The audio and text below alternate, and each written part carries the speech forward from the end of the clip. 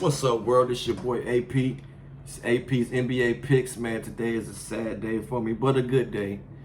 The NBA, this is the last game of the NBA season, 2025 season.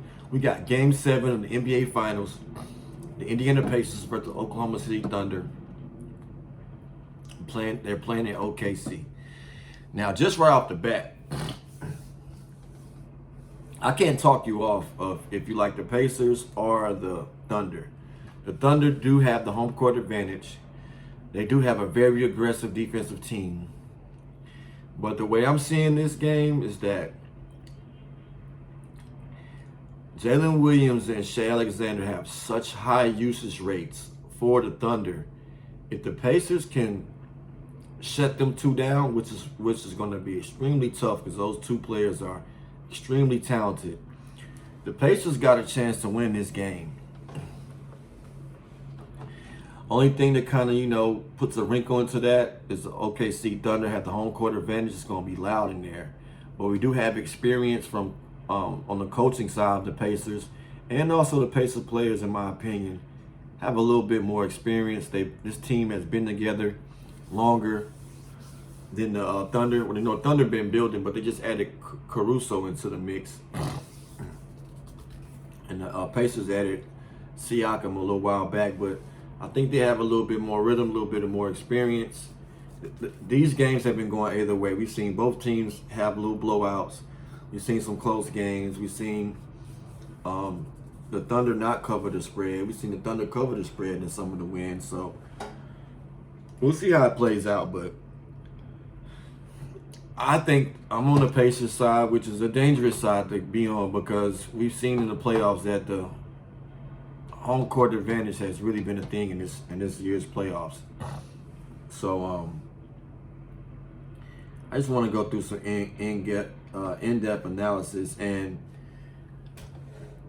the games that I picked to combine together to get stats from are games that these teams played on Sundays, games whenever you had the season on the line, game sevens. And just to see how these teams perform in these type of games.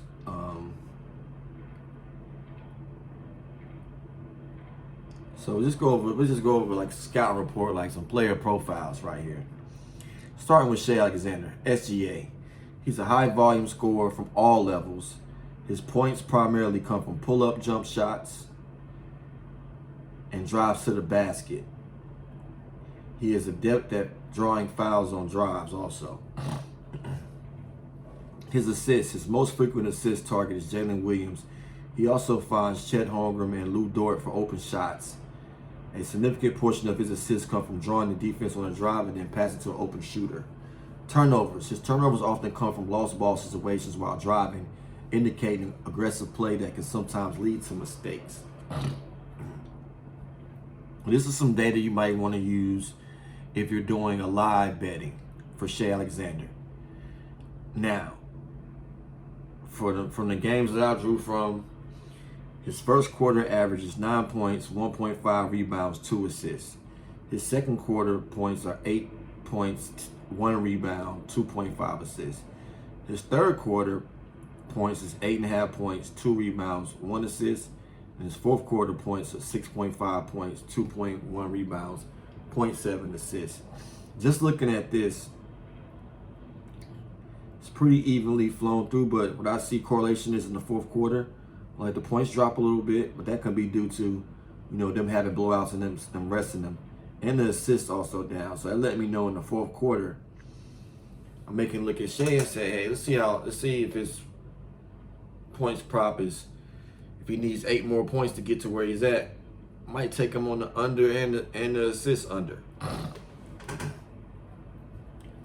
But for my projections of what I'm getting, Shai Alexander's points prop is at 32.5. His average is 32.6. That line, from the line I created and the line the sportsbook have is right on the money. It's just too many points for me to go with Shai. And my mode of thinking is that if you want to beat the Oklahoma City Thunder, you got to shut down Shai Alexander and Jalen Williams.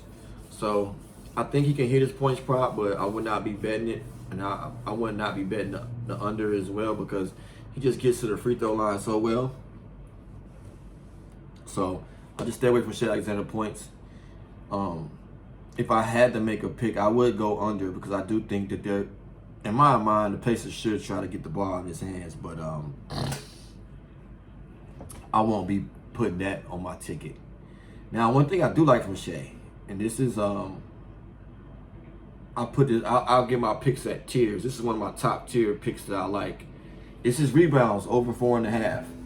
From the data that I got, he's averaging 6.6 rebounds, and I think that he can get over 4.5 rebounds. On the assist, I just don't know what type of mode he'll be in. His line is at 5.5.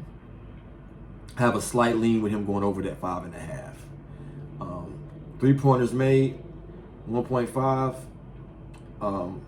I have a slight lean with him going under the 3-pointers made. I think he's not going to be focused on shooting threes. In this type of game 7, I would imagine that the guys like Lou Dort and Nesmith are going to be the ones really shooting threes. And Shai is going to be trying to get to the bucket, man, for some for sure points. Next player that I want to go over his props, we got Pascal Siakam. Siakam scores primarily in the paint and from mid-range. He is frequently involved in driving, floating jump shots, and 2-point shots. He gets a significant number of points off assists from Tyrese Halliburton and T.J. McConnell. His primary assist targets are Miles Turner and Aaron Nesmith, often finding them for jumpers after drawing defensive attention. Shots contested. His shots in the paint are often contested, and he is blocked occasionally. The data shows him being blocked by Jalen Williams and Chet Holmgren. Points prop. His points prop is at 20.5. I like Siakam under the points prop. I think with the way that his role is going to have to be in this game, this is just me making assumptions, is that he's going to have to be a rebounder, a defender, and also a playmaker.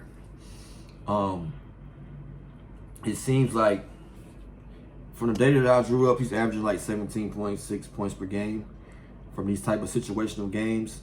I just see him going under. His rebound prop is at 7.5. I also see him going under on the rebounds also, but just by me knowing his role kind of changing from what I'm watching, I would just stay off his rebounds. The for sure bet that I do like for Siakam is under the 20.5 points. His assists, he's averaging 3.1 assists in these type of games that I put up. It's just so close to the line. I couldn't take the under or the over. I don't see a clear discrepancy in that line. If I had to make a pick, I would say over because I think he's gonna be more of a playmaker. That's a lot of assists for a person playing this position. 3-pointers made, I would stay off it also, but like I said, I don't think it's gonna be a 3-point shooting game, but Thunder might just let him shoot out there, just see what type of day he's having, you know what I'm saying? So I wouldn't take him over or the under on those 2 3-pointers. Now we got Tyrese Halliburton. Halliburton is the primary playmaker. He creates most points off assists on the team, frequently setting up Siakam, Turner, and Nesmith. His passes lead to a mix of 3-pointers and shots at the rim. Scoring. His scoring is balanced between pull-up threes and floaters in the lane. He is not a high-volume free throw shooter, though. Defense. The play-by-play data that I've looked at shows him getting blocks and steals, indicating active hands-on defense.